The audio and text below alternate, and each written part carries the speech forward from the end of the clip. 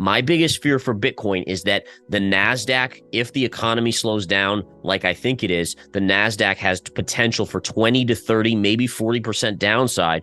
And how does Bitcoin hold up in spite of that, right? Where is Bitcoin? I would dare say it's a lot lower than it is now because people will be running for cover in all risk assets.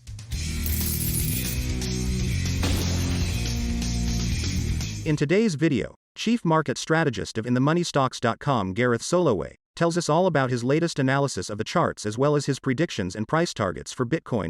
Soloway shares his opinion regarding high inflation rates, the stock market, the crypto market, and the Fed. What's your read on inflation? Is it coming back? Yeah, so from what I'm seeing here is we're seeing inflation stay sticky. So I don't necessarily think we're going back to 9% or even 5%, but I do think inflation, and this is something I've said for a long time, it's going to remain sticky around 3 to 4%. And the problem with that is that eventually when the economy does weaken, the Fed is going to have a very hard time cutting rates substantially or printing money because inflation is going to remain elevated. So it's going to be a tricky road. Right now, markets generally are pretty happy. We're not that far off the recent highs, but I do caution people to be careful going into the end of the year and 2024. Okay, Gareth, one of the reasons for why inflation has been rising, according to people I've talked to, is the higher oil price. So if you could please pull up an oil chart and show us some analysis there. Maybe walk us through your rationale for why it's rising and whether or not this trend is likely going to continue. Yeah, so that's absolutely part of it. And today we saw that PPI data, which clearly showed that the PPI core, which includes food and energy, was the part that upticked, right? That was the part that came in with more inflation. So that really just points to that food and energy source as being the culprit. And we can see right here, I mean, oil trading now above $90 a barrel and has run up since June, right? June lows were $67 a barrel. So you're not that far away from a 50% move in oil prices at this point. And of course, that's inflationary. It's a tax on drivers in the U.S., obviously at the gas pump with gasoline.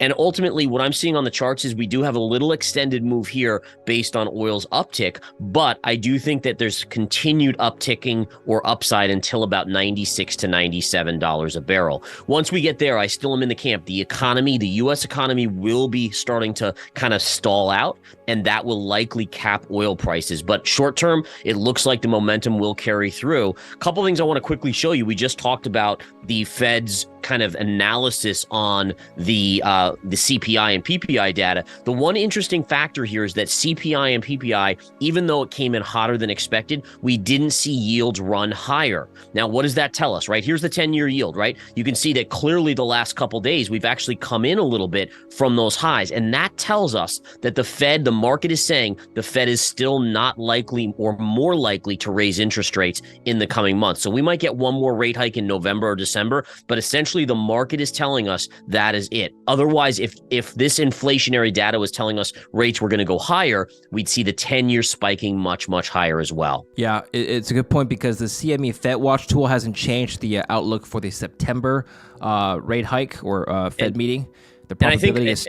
Yeah. And I was just going to add, and I think it's really important to understand what that's telling us. Smart money is telling us that the economic data is going to start to get worse later this year into next year. And that's why you're not seeing the bond market pricing in higher yields across the board. So again, you have to look at the nuances here and see what it tells us. And so as an investor in stocks, I'm starting to kind of look and say, okay, the VIX is trading at the 13 level, which is historically very low. It's the fear gauge. And so I'm actually starting to say, okay, now is a time to press on these shorts a little bit into year end, into 2024.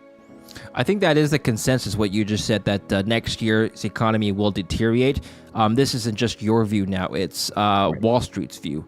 Bank of America, Citigroup, their chief economists have all come out saying that they're pushing back the recession outlook until next year.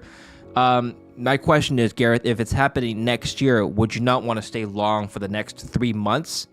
That's a good question. And the key is this, is right, generally the markets price in 6 months ahead. So whatever you think the market or the economy is going to do in 6 months, the market, the stock market will start to price that in. And interestingly enough, if we look at the S&P 500, let's bring up an S&P chart here, we can kind of see that already happening, right? If you go back, the all-time highs occurred in July of this year, well, at least not the all-time highs, but the highs in this period occurred in July. If you fast forward 6 months from there, that puts us us December to January of 2024. And so, again, if you look at what's going on, are we making now lower highs? We haven't made lower lows yet, but we're starting to put in this potential topping signal, which could be distribution. When you get wedge patterns like this, and you can see it's forming a triangle, that's telling you there's distribution. We still know the retail investor still thinks there's no landing or a soft landing. So if you're not making new highs, it's telling you someone is selling or players are selling into that. Investors need to be aware of that. Gareth, let's talk about Bitcoin now. Let's pivot to Bitcoin. Most investors in Bitcoin are hanging their hat on the approval of a spot ETF. We've heard even of filings for a spot Ethereum ETF by ARK, and I think there was one other player. But there's no doubt that investors are. My bigger concern, and by the way, right now, if you're a bull on Bitcoin, you're hanging in there, and I'm going to tell you why. Because we came down, and it was nasty that we did come down here, but we never took out the low from June, mid-June. And so what you have is you have a low, a higher low, higher low, higher low. And right here, we never took out that low. So technically, you still have a higher low. As long as that holds, you could make a case that, okay, this was a pullback waiting for the spot ETF news. Maybe it can retest that 31 to 32,000 level. If, on the other hand, we break this level, which is around 24,700 and change, and you make a lower low, technically that breaks the uptrend of higher lows, and you have to get very, very nervous. Now, I think that the spot ETF news is going to be a net positive for Bitcoin. My biggest fear for Bitcoin is that the NASDAQ, if the economy slows down like I think it is, the NASDAQ has potential for 20 to 30, maybe 40% downside. And how does Bitcoin hold up in spite of that, right? So if you told me the NASDAQ was going to drop 30%, where is Bitcoin? I would dare say it's a lot lower than it is now because people will be running for cover in all risk assets. And like you mentioned, it's still generally a risk asset. So for me, at least, I'm very cautious here. Doesn't mean I'm not slightly long here and there for swing trades, but I want to see what happens if the NASDAQ starts to fall. We know the Magnificent Seven have started. And I just want to show you this chart. This is a big deal here to me.